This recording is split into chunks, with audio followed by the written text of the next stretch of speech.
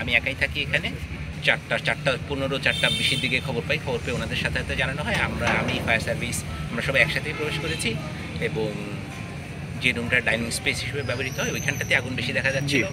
ওইখানটার SEO আমরা একটা দেখলাম যে এসি বাস্ট হয়ে আছে। এখন বিস্তারিত প্রতিবেদন যখন ফায়ার সার্ভিস পরবর্তীতে দিবে তখন জানা যাবে। এসি থাকতে এখান থেকে আমাকে ফোন দিল যে সার্ভ বাংলাতে আগুন লেগেছে।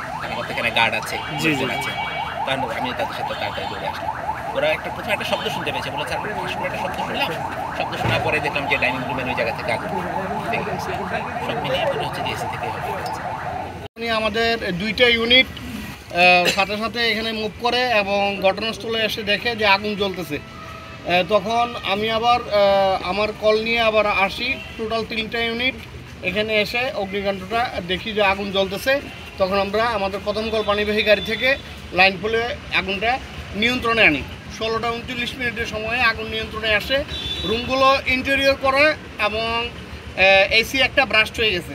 ধারণা করা যাচ্ছে আনুমানিক এসি হইতে আগুনটার সূত্রপাত হয়েছে।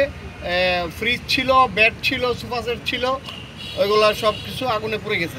সম্পূর্ণ নির্বাপন ঘোষণা করব আমরা যখন ইন্টেরিয়রগুলো কুলিং করে ঠান্ডা করা হবে। তখন একটা পর্ব শেষ হয়েছে। এখন আবার আমরা রিজার্ভেশন আরেকটা গাড়ি রাখতেছি যেটা কুলিং করবে। ইন্টেরিয়রগুলো হিট হয়ে আছে, ওগুলোকে কুলিং করবে আগুন নির্বাপনে। মানে এট এ টাইমে তখন আবার এসপি স্যারও আমাদের সাথে সাথে এসে গেছে, উপস্থিত হয়েছেন এসপি স্যারের কাছে।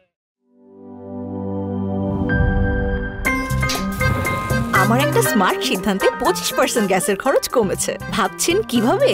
সাধারণ গ্যাস স্টোভ বদলে আমি এনেছি আরএফএল গ্যাস স্টোভ। এর সাইন্টিফিক নজল ও ব্রাস বার্নার ক্যাপ সমানভাবে তাপ ছড়িয়ে রান্না করে দ্রুত। তাই গ্যাসও বাঁচায় 25%, টাকাও বাঁচে 25%। আরএফএল গ্যাস স্টোভ নিরাপদ ও গ্যাস সাশ্রয়ী।